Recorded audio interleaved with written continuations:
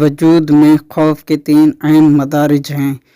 خوف کی اقسام تو بے شمار ہو سکتی ہیں، مگر ہم یہاں صرف خوف کے 3 اہم مدارج کا ذکر کریں گے تاکہ خوف کے ان مدارج سے انسانی وجود پر کس طرح کے اثرات رونما ہوتے ہیں ان کو سمجھنے میں مدد ملے۔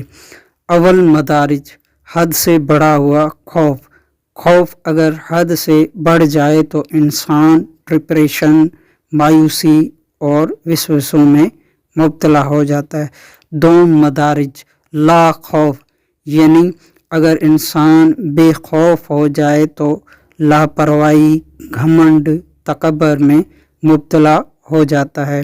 سوم مدارج، اعتدالی خوف، اگر خوف اعتدال کی حد میں رہے تو ذمہ داری، مستقل مزاجی، ذہنی و قلبی اطمینان، شعوری ترقی کا باعث بنتا ہے۔ آپ کا خیر اندیش عبدالکریم آزاد۔